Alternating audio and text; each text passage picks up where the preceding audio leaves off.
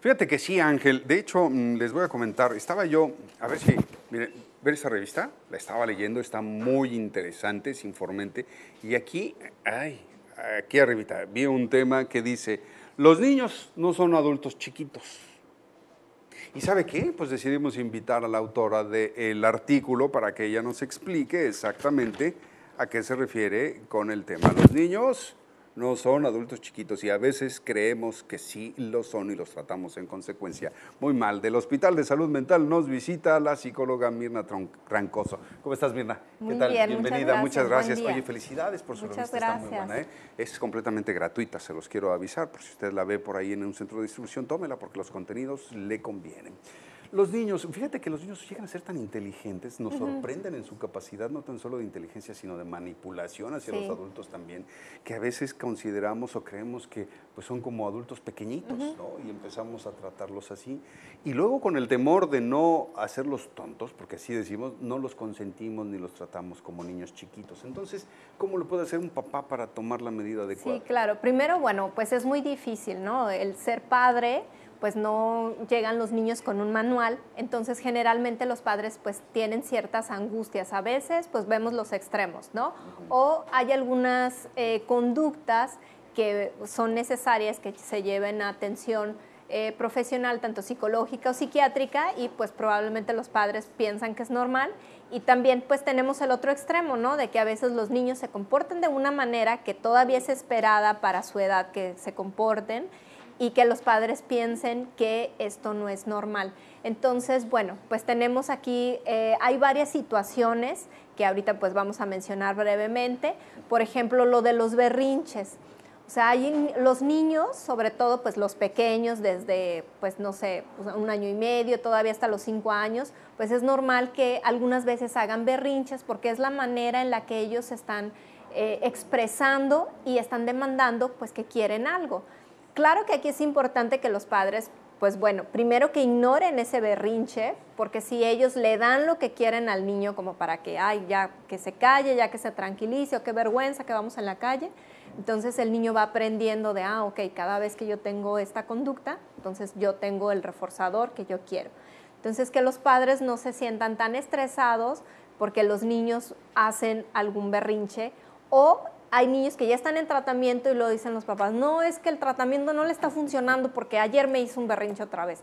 Bueno, pues son situaciones que se van a seguir presentando, pero ¿qué es lo importante? Que el padre se mantenga en una postura de que yo no voy a ceder ante esta situación. O sea, en el asunto del berrinche no debo de darle lo que pide o lo que demanda, pero tampoco debo de someterlo con algunas nalgadas, jalones o castigos. Exacto. O sea, totalmente ignorarlo. Exacto.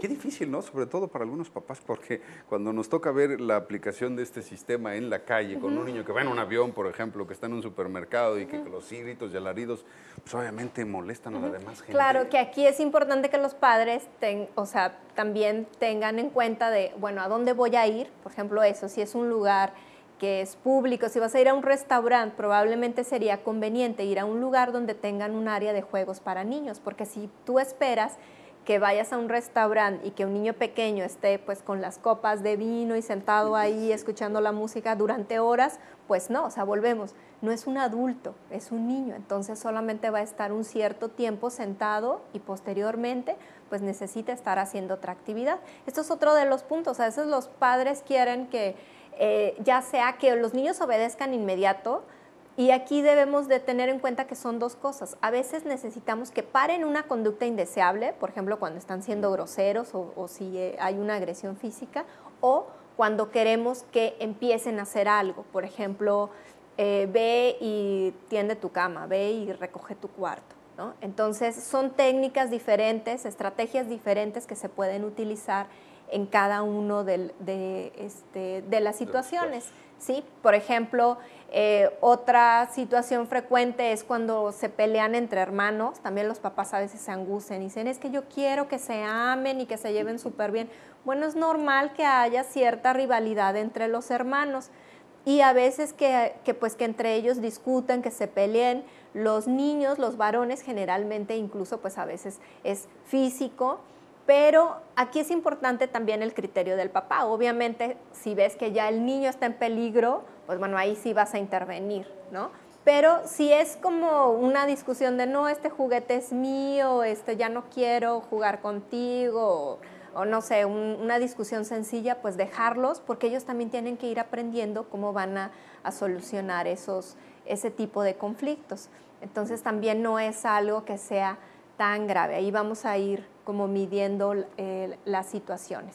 Mira, me llamó mucho la atención cuando mencionabas que son técnicas diferentes cuando queremos detener una conducta indeseable y cuando queremos estimular una conducta deseada. Sí. ¿Cómo se le hace para estos dos casos? ¿Cómo detienes y cómo estimulas? Sí, por ejemplo, hay una técnica que es de contarles, o sea, ya es importante que al niño se le diga antes, ¿no? Si haces esto, va a pasar esto. Y te voy a contar hasta 3, o sea, te estoy dando oportunidad de que lo pienses, ¿no? Entonces, empieza una conducta, es 1, le sigue 2, entonces ahí ya es como el semáforo prácticamente, ¿no? Llegas hasta amarillo. Ok, si es 3, pues bueno, le das la consecuencia. Ahora es importante que las consecuencias sean acordes a lo que está sucediendo, ¿sí? Y que la consecuencia se le cumpla. Porque a veces les dicen, no sé, bueno, es que si no te terminas la comida, te voy a dejar en la calle para que veas que los niños cómo sufren. Pues bueno, eso no lo van a hacer, entonces pues no les amenacen con una cosa que no le van a cumplir, ¿no? Por ejemplo, ahí en la comida es, bueno, si no te terminas esta porción, entonces no va a haber postre y pues ya, porque pues a veces, bueno, ya no terminó la comida, pero sí le dan el postre. Puede ser una fruta, pues bueno, eso sí.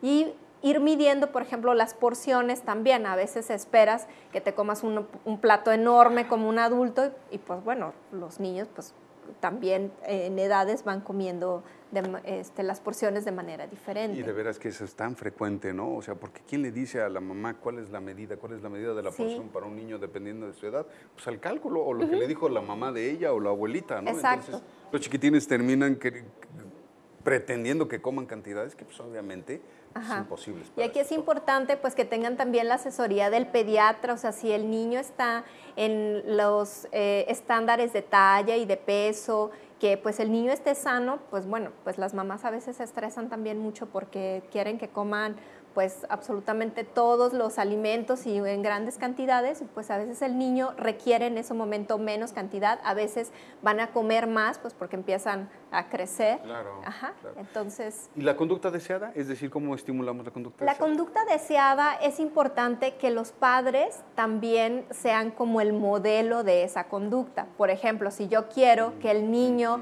agradezca, pues entonces yo también lo hago, ay, muchas gracias, no solamente con él, sino con los demás. Entonces, pues bueno, el niño va viendo, por favor, el ser amable, pues bueno, eso es una conducta que se va modelando. Y cuando el niño lo haga, entonces se le reconoce, muy bien, ¿no? Entonces el niño va teniendo los reforzadores positivos también de esta conducta, que es algo que vemos, por ejemplo, si en casa la comunicación es por medio de gritos, de insultos, pues entonces no esperemos que el niño se comunique de una manera diferente. O sea que, pues bueno, ya lo hemos visto en muchas ocasiones, ¿no? Cuando vemos que en la escuela nos llaman y nos reclaman por la conducta de un hijo, pues digo, ¿para qué nos hacemos esa conducta o esa forma de proceder? Pues ¿de qué otro lado la ve que no es si no es en casa, ¿no? Claro, en muchos casos, claro que sí. Ahora, ¿qué sucede con los otros chiquitines que van evolucionando y realmente son más listos o más despiertos que un niño promedio o que los hermanitos que son más o menos de la edad? ¿A ellos se les va a tratar igual? Es decir, ¿cómo viene esta diferenciación en los tratos o en la forma de estimular a los chiquitines cuando son tan diversos? Sí, es importante que las reglas en casa son para todos, ¿no? Y obviamente aquí también pues vamos individualizando, por ejemplo, las porciones de comida, pues obviamente van a ser diferentes para un pequeñito que para un adolescente, pero las reglas pues se aplican en todos, o sea, si dices antes de salir a la escuela tu cama debe estar tendida, pues todos vamos a tender la cama, ¿no? Incluyendo los padres. Entonces, aunque a veces haya algunos niños que sí tienen problemas de conducta y que a lo mejor ellos sean los que nos llevan a atención a nosotros al hospital, pues las reglas en realidad deben de aplicarse para todos. Entonces, a lo mejor uno es el problema y a él es al que hay que ponerle consecuencias más frecuentes y al otro no, pero pues el otro sí está siguiendo la conducta deseada. Fíjate qué interesante esto que comentas, ¿no? Porque los hijos, pues ninguno salen igual, ¿no? O sea, es increíble, a pesar de que son hijos del mismo papá y la mamá y que en teoría están en el mismo ambiente familiar, ¿cómo hay diversidad de niños? Sí, tienen su temperamento, pues es diferente y pues bueno, también es importante el género, igual las edades, etcétera. Entonces sí, cada uno es diferente. Perfecto, mira, muchísimas. Tienes una pregunta. A ver, miren quién llegó al estudio, qué sorpresa tan agradable. Jimena, ¿cómo ya estás? llegó, ya está aquí. Ya llegó, ya está aquí. Ya llegó. Ya llegué, Sí, Ángel. compremos Buenos más. días, compañeros. Buenos días a todos. Les prometo que pronto vendrán las sorpresas de por qué bueno. llegué a esta hora. Pero sí, estaba escuchando a la doctora y me llamó mucho la atención que sí es cierto que los niños no son adultos chiquitos, pero también he escuchado muchas veces, doctora, que a los niños hay que hablarles como si fueran grandes. Entonces, de pronto se me cruzan los cables porque por un lado escuchamos... No le hables como niño chiquito, como niño chiqueado, háblale como niño grande, háblale como si fuera una persona adulta porque ellos entienden. Y por otro lado tenemos que entender que no son adultos chiquitos. Entonces, ¿me puedes sacar de esa confusión, por favor? Sí, claro que sí.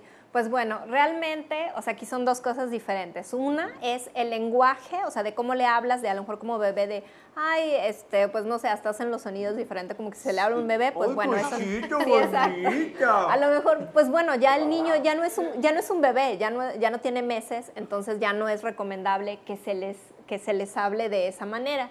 Y la otra situación de hablarles como adultos, pues no, tampoco. O sea, esto lo hacemos, por ejemplo, en los adolescentes, pues sí, ya hay que empezarles a hablar un poco más como adultos, pero en los pequeños, de hecho, ese es un punto muy importante. No den tantas explicaciones, realmente los niños van a aprender más por las consecuencias que por todas las explicaciones enormes que se les dé. O sea, el niño ahorita, el pequeñito no tiene la capacidad para entender tan complicado, tan abstracto como lo tiene el adulto. O sea, solamente una explicación sencilla y aprenden con las consecuencias. Sí, y yo me imagino que eso ha de estar girando más en torno al no chiquearlos, ¿no? No hablarles como retrasados, Sí, exacto. ¿no? Mira, mijito, pero obviamente toda edad pues varía, ¿no? Porque el discurso no es igual para un niño de 4 que uno de 8 o que uno de 14. Sí. Qué interesante. Sí, a mí me hablaban así y no me acuerdo, pero pues quisiera ver cuáles son las consecuencias. ¿Nos puedes dar tus números de contacto, Mirna? Muy interesante tema. Y les recuerdo, pues la revista que es en donde tú escribiste este artículo, finalmente es una revista completamente gratis, nada más tiene que encontrarla donde esté siendo distribuida. Claro, los teléfonos del hospital son 607-9090 y pues bueno, ahí están los servicios tanto de psiquiatría y psicología de adultos y de niños.